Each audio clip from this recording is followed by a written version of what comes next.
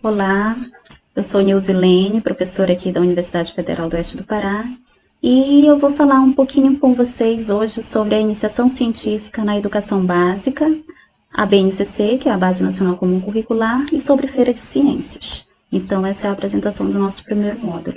A sequência que nós seguiremos é falar um pouco sobre o que significa alfabetizar cientificamente, como podemos articular a alfabetização científica com o currículo escolar, por que eu tenho que me importar com a iniciação científica tão cedo? Se é possível fazer iniciação científica na educação básica, né? Uma pergunta. Como orientar um projeto de iniciação científica, que deve ser a dúvida de muitos de vocês aqui, como elaborar e como orientar. E depois a gente faz uma recapitulação. Tá? Então, o que significa esse termo alfabetização científica? Por que ele tem aparecido com bastante frequência? Né? Esse termo, alfabetização científica, o significado da alfabetização, do termo alfabetização, é trazido por alguns autores, por exemplo, Paulo Freire, Ático Chassot, Lucilena Saceron e Ana Maria Pessoa de Carvalho. Então, Paulo Freire, por exemplo, ele entende que a alfabetização é mais do que o simples domínio psicológico e mecânico, né, de técnicas de ler e escrever. É o domínio destas técnicas em termos conscientes, implica numa autoformação que possa resultar numa postura interferente do homem sobre o seu contexto. Ou seja, é no sentido de que ele consegue fazer uma leitura de mundo para então interferir nele, né? Então, esse termo alfabetização científica a gente considera como uma forte influência do Paulo Freire. Outro autor, que é o Ático Chassot, né, um senhorzinho muito legal da área da química, do ensino de química, fala o seguinte: a alfabetização científica é o conjunto de conhecimentos que facilitaria aos homens e mulheres fazer uma leitura do mundo onde vivem. Né, uma obra dele de 2000, e tem uma outra obra também de 2000 e 2002 que fala: a alfabetização científica é uma oportunidade de realizar uma educação mais comprometida socialmente. Aqui começam a surgir termos que a gente vê estarem presentes lá, por exemplo, na Base Nacional Comum Curricular, desde a LDB de 96, na verdade, né? A formação para a cidadania, né? O protagonismo juvenil, né? Uma educação comprometida com a realidade do sujeito, com o compromisso social, com o projeto vida dos estudantes. Então, para vocês verem. A Lucilena Saceron e a Ana Maria Pessoa de Carvalho também discutem esse termo alfabetização científica, mas dizem que também outros autores utilizam como letramento científico, enculturação científica. Então, vocês vão ver que o processo que a gente está discutindo aqui na FECITBA, né, da importância da iniciação científica na escola e de nós incentivarmos, né, não apenas os projetos chegarem na feira, mas que isso se torne um hábito na escola de desenvolvimento de investigação, justamente porque a gente entende que essa alfabetização científica de crianças e jovens é muito importante para o atual momento que nós estamos vivendo. Então, por exemplo, somente aprender conceitos de ciências, né, não significa que os alunos já estão alfabetizados cientificamente, como mostraram os próprios referenciais teóricos aqui. Vai além disso, né? É o que você consegue fazer com essa aprendizagem, né? Hoje em dia, por exemplo, se tem muitas fake news, né? Então, assim, o fato do aluno saber identificar, do estudante saber diferenciar se é fato ou fake, também implica num processo de alfabetização científica.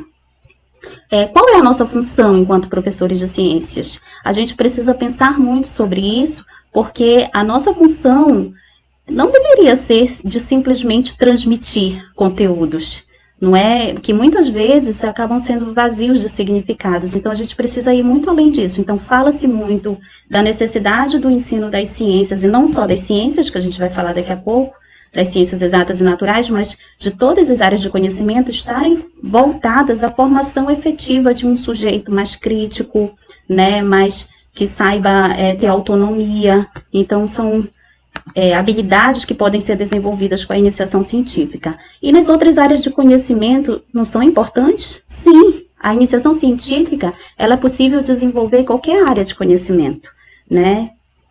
Como a gente vai ver, a FECITBA, por exemplo, recebe de todas as áreas projetos, né? Então, então se a gente já sabe que a alfabetização científica é importante, como é que a gente pode proporcionar a alfabetização científica, então, em aulas de ciências, por exemplo, né? E repito, isso vale para aulas de ciências, mas em muitos aspectos isso vai ao encontro também das outras áreas, porque quando a gente trabalha com projetos e com temas, por exemplo, a perspectiva é interdisciplinar, tá? mas existem algumas características que se aproximam mais ali para a área do ensino de ciências, das ciências exatas e naturais, das ciências da natureza e sua tecnologia, né, como está agora na BNCC. Então, como é que a gente pode proporcionar alfabetização científica? Então, eu apontei algumas possibilidades aqui, claro que podem existir outras, né? O ensino por investigação, né, que é uma proposta metodológica que está sendo bastante discutida, por exemplo, no ensino de ciências, como é que se dá esse processo investigativo, né, e isso vai ao encontro daquele eixo estruturante da investigação científica no novo ensino médio, né, lá dos itinerários formativos. O ensino por projetos, né, que vocês devem ter escutado falar já muito na escola, sobre esse ensino por projetos, e vocês devem estar vindo aqui tentar entender um pouco sobre isso. No planejamento de vocês tem algumas referências importantes de livros e artigos que vocês podem consultar. Tem o ensino através de temas, né, o ensino por temas, que também tem uma semelhança aí com essas outras propostas metodológicas, que é quando eu estruturo o currículo em cima de temas. Eu posso estruturar o currículo em cima de projetos, né, então... agora, com a possibilidade da escola pensar o seu currículo, é a oportunidade que ela tem de começar a se organizar ou por projetos ou por temas, de modo a desenvolver o currículo escolar. E aí, o trabalho com projetos de iniciação científica entra nesse contexto aqui de qualquer uma dessas metodologias ativas que eu poderia caracterizar aqui. Então, o que é o projeto de iniciação científica? A gente precisa discriminar bem a diferença entre os projetos integradores da escola, né, muitos projetos, por exemplo, para começar a implementar a BNCC, tiveram que pensar nos projetos integradores, né, envolvendo toda a escola. O que são esses projetos integradores, né? As escolas pensaram em projetos maiores, em que todas as áreas de conhecimento poderiam estar trabalhando de alguma forma na escola e que isso integrasse o projeto pedagógico da escola, né? Dentro desses projetos integradores, pode ter os projetos dos professores, de ensino dos professores, né? Eu poderia pensar também, existe o projeto pedagógico da escola maior, e dentro desse projeto pedagógico, né, do que a escola prevê, o professor vai pensar, ou aquele grupo de professores, por exemplo, agora, vamos supor, de áreas de conhecimento, vão pensar o projeto de ensino, ok? Mas o objetivo do projeto de ensino que o professor elabora, que os professores elaboram, é ensinar algo, né? Desenvolver algumas competências dos alunos, como está previsto naquela área de conhecimento, se for dividido em área, né? E aí, beleza, mas onde é que entra o projeto de investigação? O projeto de investigação, ele nasce dentro do projeto de ensino, ou pelo menos deveria nascer dentro do projeto de ensino do professor, mas ele não é o projeto de ensino do professor. Os projetos de iniciação científica, né, que está aqui projeto de pesquisa, mas na escola a gente chama de projeto de iniciação científica ou de investigação dos estudantes, é um recorte, né, é o aluno que vai fazer e não o professor, ele não tem o objeto de ensino, né, o objeto de ensino é o projeto de ensino do professor, e o projeto de investigação, ele é do aluno. Ele é o protagonista, né, que poderia ser um recorte dentro do projeto de ensino do professor. Por exemplo, vou dar um exemplo para vocês.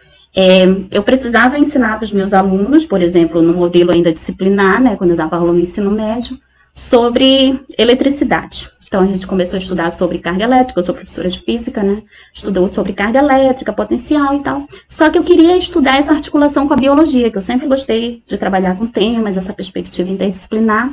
Então, o que eu pensei? Eu tinha um projeto maior de ensino, do que eu queria trabalhar com os alunos, e eu fiz um recorte de uma atividade, um trabalho avaliativo, que eles tinham que elaborar um projetinho de investigação sobre a eletricidade dos organismos vivos. Só que até aí, a eletricidade nos organismos vivos é um tema.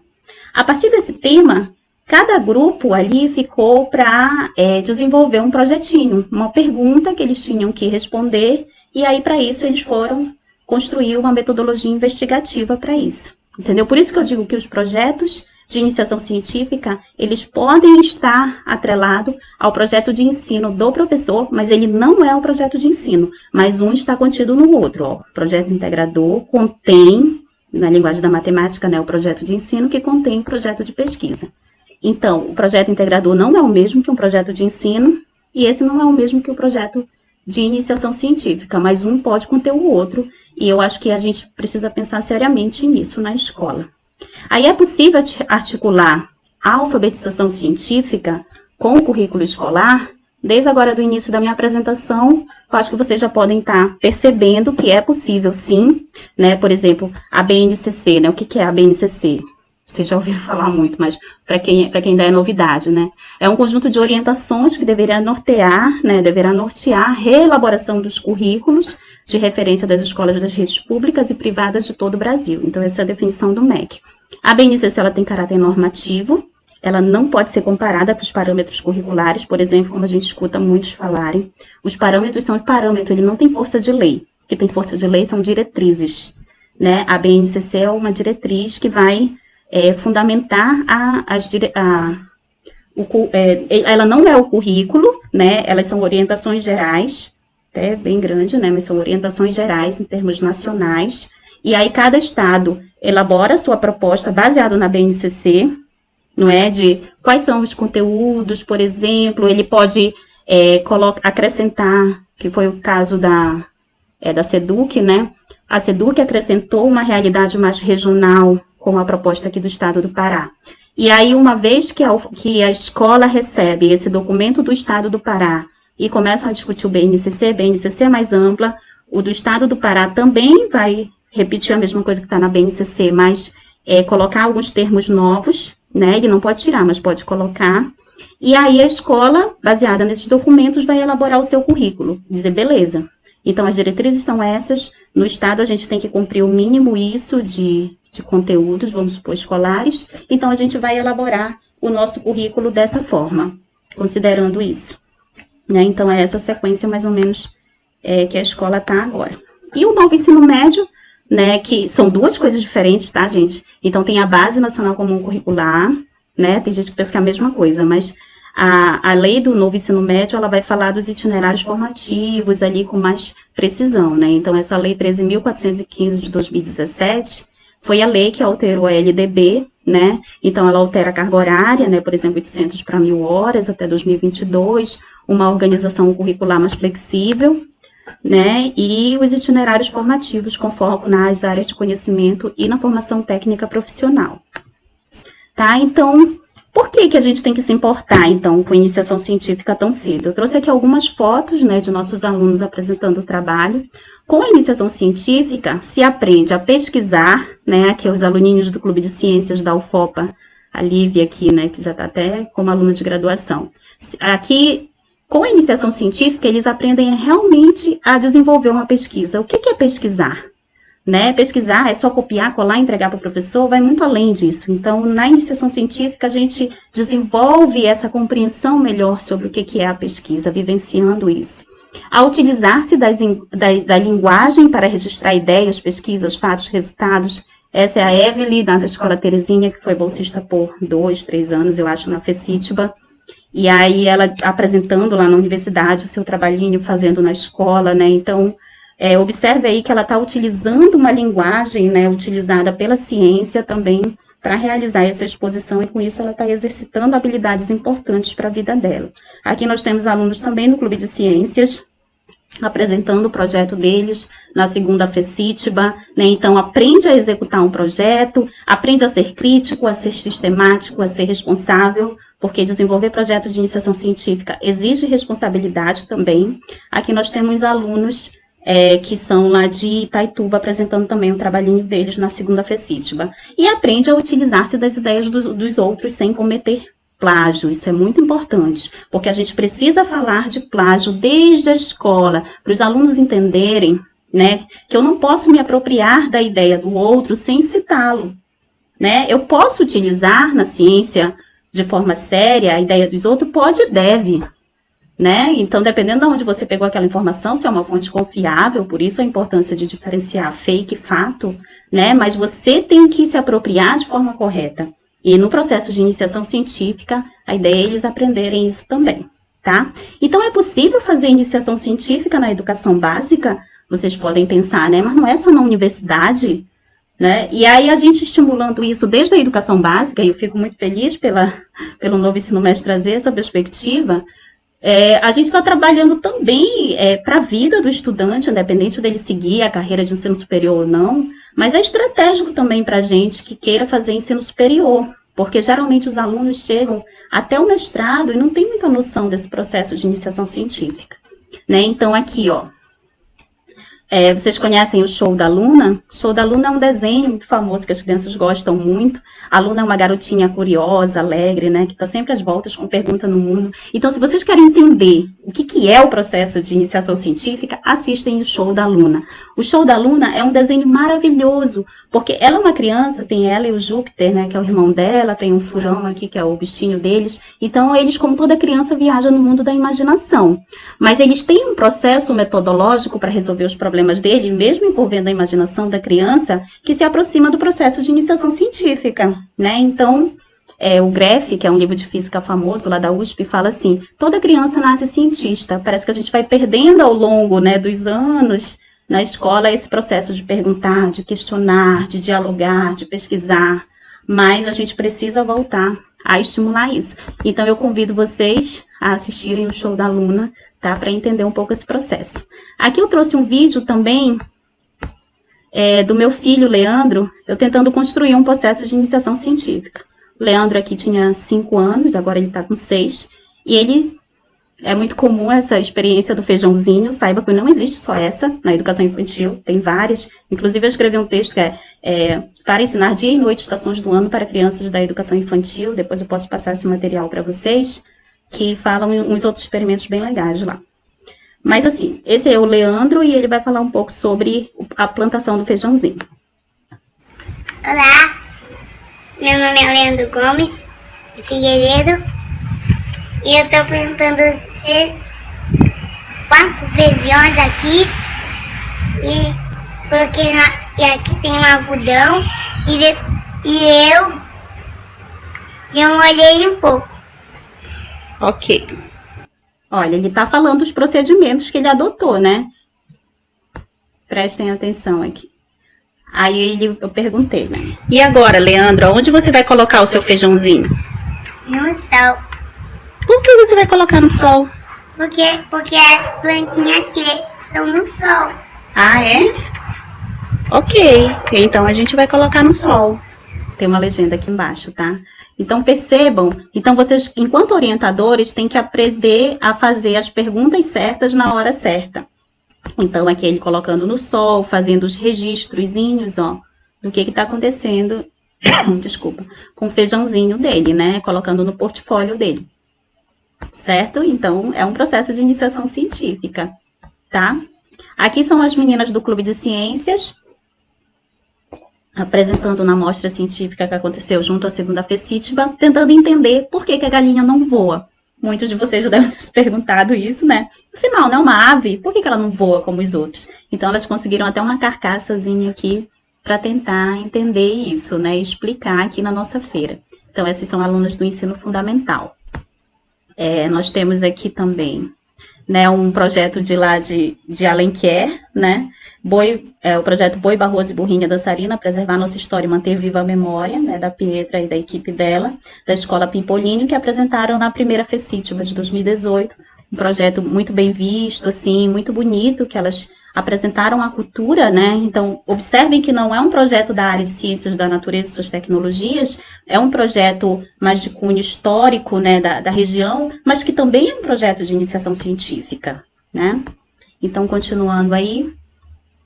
Aí é possível fazer iniciação científica na educação básica, então a gente vê que é possível, né? Basta fazer uma pequena busca lá na internet, que você vai encontrar N possibilidades. Olha, uma busca que eu fiz em 2018 já tinha bastante coisa, agora já você vai encontrar muito mais, né? Então, a Escola do Parque, falando de programa de iniciação científica para fundamental e médio, a Estação Científica Ferreira Pena, ali do Museu Paraense Emílio Guild, que tem uma feira maravilhosa, a Feira de Ciências de Cachoanã, né, falando sobre, eles fazem as feiras nos barcos, indo nas comunidades ribeirinhas, ali de Melgaço e Portel, muito interessante, né, o Clube de Ciências da UFPA, que trabalha com iniciação científica na educação básica, né, desde a década de 70, 79, nós aqui do Clube de Ciências da UFOPA, que também somos frutos do Clube de Ciências da UFPA, aqui fazendo investigação com os alunos, o próprio CNPq incentiva com bolsas de iniciação científica do ensino médio e de iniciação científica júnior, que é para fundamental e médio. Nós estamos na FECITBA com 10 bolsas de iniciação científica júnior para premiar nessa edição. Uma vez os alunos premiados com bolsas, eles desenvolvem a iniciação científica por 1 ano, recebendo R$100 mensais, como uma forma de estímulo, e isso abre muitas portas para muita gente. Então, aqui vocês veem fotos minhas de projetos meus de doutorado e de logo que eu entrei na UFOPA, com alunos de ensino médio aqui participando comigo, sendo bolsista de iniciação científica do ensino médio. Então, o CPADC, desde muito tempo, né, ele realiza cursos de ciências como esse que nós estamos fazendo, feiras de ciências e matemática, que são os tipos de feira que a gente tenta resgatar na FECITPA, que são reportagens de jornal da década de 90, né? E aí, quais são as dicas para os professores colocarem a iniciação científica em prática, né? Comecem com o simples e educativo, sejam criativos nas atividades, mas não esqueçam dos objetivos iniciais, dos conceitos, das habilidades e competências a serem desenvolvidas. Os conceitos, gente, eles... Não é que eles deixem de existir, as áreas de conhecimento. As disciplinas, elas passam a ter mais sentido. Tá? Tem gente que diz que a BNCC veio acabar com as disciplinas. Eu não concordo, não. Já li muito ali e não concordo com isso. Eu acho que é uma questão de ressignificar as disciplinas, e aí isso precisa ver como que isso, a escola vai trabalhar isso para que os professores não percam carga horária também, né? E aí vocês estão fazendo muito bem isso aqui, vindo se apropriar desse tipo de conhecimento até para poderem argumentar melhor. Deem um colorido emocional para provocar a motivação sua e dos estudantes, ou seja, faça com que os estudantes se sintam capazes de realizar algo e aprendam com isso. Aprendam a conduzir o processo de iniciação científica. Para isso, leiam, estudem, consultem especialistas, façam um curso de capacitação como o que vocês estão fazendo agora, solicite os cursos de seu interesse. Nós da UFOPA estamos de portas abertas para vocês. Fico muito feliz de ter vocês aqui, tá? Vocês que estão realizando essa oficina. Não desenvolvam trabalhos que tenham apenas o foco nas feiras de ciências. As feiras de ciências são eventos importantes que acontecem para o processo de culminância de iniciação científica, né? Porque todo processo de iniciação científica, ele precisa finalizar com você apresentando aos pares. Mas você não pode pensar na elaboração de um projeto só para feira, mas na elaboração do projeto para a formação do estudante, e essa feira ser uma consequência para você apresentar para a comunidade o que você fez, certo? Saiam do centro das atenções, esse é um dos principais desafios. A gente que é professor, a gente nunca sabe tudo. Às vezes os professores têm dificuldade de trabalhar com iniciação científica, porque ele pensa assim, se o aluno me fizer uma pergunta que eu não sei, mas ele vai fazer. Quando você abre a possibilidade, meu querido, a iniciação científica é justamente isso. É o aluno investigar uma coisa que ele não sabe. E que não é para você dar resposta para ele, se você souber. Mas, geralmente, a gente também não sabe respostas. Entendeu? Respostas imediatas não geram iniciação científica. Você precisa se controlar também, tá? Para não dar respostas prontas. Ensine os estudantes e reensine-os a perguntar, pois a escola roubou isso deles, né? Durante muito tempo os alunos foram acostumados a ficar calados. E aí, hoje em dia, a gente tenta resgatar isso e é difícil. Trabalhando por investigação nas escolas, você se dará a oportunidade de aprender muitas coisas novas. Gente, eu aprendi tanto trabalhando com temas e com projetos que vocês não podem ter noção. Então, eu aconselho vocês, no início a gente se sente um pouco inseguro, mas com o tempo a gente aprende demais, muito mais do que no ensino tradicional, pelas perguntas que vão fazendo, pelas oportunidades que a gente tem, né? Leia sempre outras fontes confiáveis do tema tratado para além do livro didático. Nunca fiquem apenas no livro, tá? Aqui tem algumas dicas aos estudantes, né, para colocar em prática a iniciação científica, mas como o foco aqui é para professor, eu vou passar. E aí, como que você orienta um projeto de iniciação científica, né? Primeiro, o que o estudante não sabe e tem vontade de aprender, tem que começar aí. Não é você, professor, que vai dizer o que o estudante vai fazer, tá, gente? Você pode até ter um diálogo ali para ele entrar num acordo, mas uma investigação, ela surge de uma curiosidade sobre algo que o estudante ainda não sabe a resposta, de algo mais simples a um mais sofisticado, que seja interessante para ele. Mas tudo pode ser investigado, como diria o Plínio Fazolo. Tem um texto lá no Drive para vocês, que vocês podem dar uma olhada. É bem interessante para vocês darem para os alunos saberem um pouco mais. E aí, por onde que você conversa? Uma vez que os estudantes já definiram o que queiram investigar, né, aí peçam para eles organizarem isso em forma de perguntas, né, questões que estejam relacionadas ao dia a dia dele, ao contexto amazônico, às tecnologias educacionais. as necessidades das pessoas, da família dele, da comunidade, enfim. Geralmente são temas mais interessantes para eles. Os problemas estão por aí para serem investigados. Num primeiro momento, os alunos resistem em pensar em algo novo, ou eles só pensam em algo relacionado ao ensino, até pela influência do professor. Né? Afinal, eles estão acostumados com um modelo de escola que foi sempre o professor responsável por trazer respostas prontas para ele. E aí, na próxima etapa, aí, a gente vai estudar sobre o diário de bordo, porque nesse processo inicial você já precisa, né, se apropriar, explicar para eles como é que faz o diário de bordo e tal, estimular, para poder ele desenvolver um instrumento importante que determina a autoria dele, tá? Daqui a pouco a gente fala de diário de bordo. E aí, que passos a gente seguir? Né? Primeiro é a elaboração do plano de pesquisa do projeto. O que é o plano de pesquisa? Você vai lançar a ideia para frente, né? Dizer o que você vai fazer, determinar os seus objetivos, o problema. Né? O objetivo é o que eu quero, começa com o verbo no infinitivo. Eu quero identificar tal coisa, eu quero investigar tal coisa, eu quero... O verbo, ele tem que carregar um sentido de investigação, entendeu? Então, você vai atrás disso, e você sinaliza o problema em forma de pergunta, depois você elabora hipótese, que são as possíveis respostas àquela pergunta, né? E aí, você dá uma justificativa, que é o porquê que eu estou fazendo aquilo, certo? Faz um levantamento bibliográfico para ver o que já fizeram sobre aquilo, isso é muito importante. Fala como é que você vai fazer para buscar respostas para aquilo, né, para aquela sua pergunta, que é a metodologia, que instrumentos você vai utilizar, por exemplo, e que prazos você vai seguir, que é o cronograma, né? Vou fazer tal coisa no período tal, então isso é o plano de pesquisa. Assim, vai orientando os seus estudantes a irem registrando as informações do seu diário de bordo. O material disponível pode ajudar você nessa elaboração que a gente está dando para vocês na oficina. Quando você elabora o projeto, né, esse planinho de pesquisa com os alunos, aí você vai colocar em prática, certo? Seguindo as etapas lá que você previu, mas se você quer submeter à feira também esse projeto, tem que atentar para o cronograma quando a gente lançar o edital da FECITPA, tá bom? Então, como submeter meu projeto, né? Fique atento às divulgações dos nossos sites, na página do CPADC, nas nossas redes sociais, leia com os estudantes o edital, né? Procure saber antes, com antecedência, todos os procedimentos e submeta os arquivos solicitados, né? Os trabalhos, geralmente, eles são analisados, primeiramente, por os avaliadores, podem dar um feedback de ida e volta para correção, até a aprovação final, e depois você prepara a exposição, que pode ser virtual ou remota, que a gente vai passar no edital.